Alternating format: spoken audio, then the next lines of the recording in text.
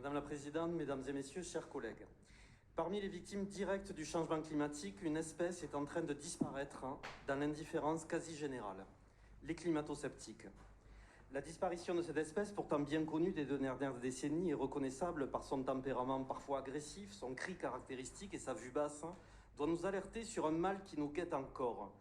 Faire de l'impérieuse nécessité de transformation de notre société, qu'on l'appelle planification, transition ou révolution écologique, peu importe, une question d'idéologie.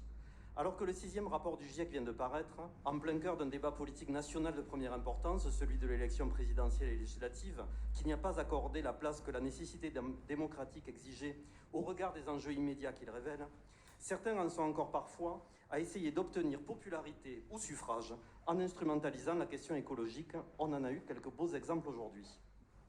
L'urgence d'agir, l'objectivité, l'importance du problème nous obligent ici en Occitanie au pragmatisme, au volontarisme, à l'action.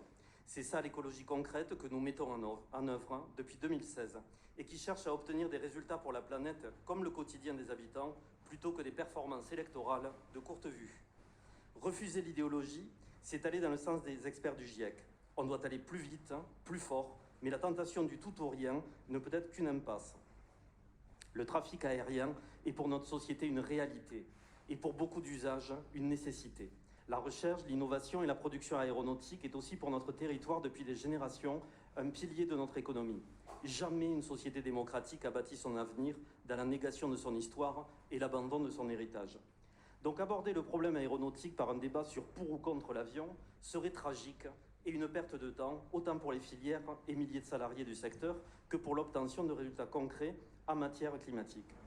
Avec la stratégie pour l'avion vert, à nouveau l'Occitanie s'affirme comme la région stratège, qui ne faiblit pas sur l'objectif primordial de son pacte vert, adapter et faire face au changement climatique partout, tout le temps dans notre action, tout en opérant une réelle et sérieuse reconversion de nos industries, de notre recherche, de nos savoir-faire, en accompagnant, en formant, en luttant contre les inégalités sociales et territoriales. 100 millions d'euros de crédits nouveaux sur le mandat pour la recherche et le développement en matière de carburants durables, la transformation des filières industrielles, la mobilisation de nos compétences pour la formation et l'adaptation des métiers.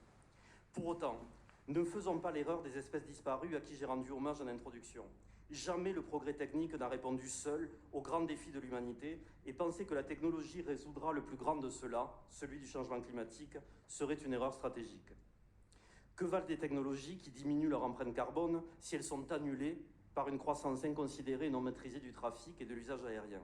Que vaudrait la fin de l'utilisation de carburants issus d'énergies fossiles s'ils étaient remplacés par des biocarburants qui contribuent à la déforestation ou au développement d'une agriculture industrielle au détriment de la production durable de l'alimentation? Vous l'aurez compris, si nous soutenons cette stratégie pour l'avion vert, nous devrons tous être vigilants sur chaque projet, chaque initiative qui sera proposée pour y répondre durant les 5 années à venir. Je vous remercie. Merci.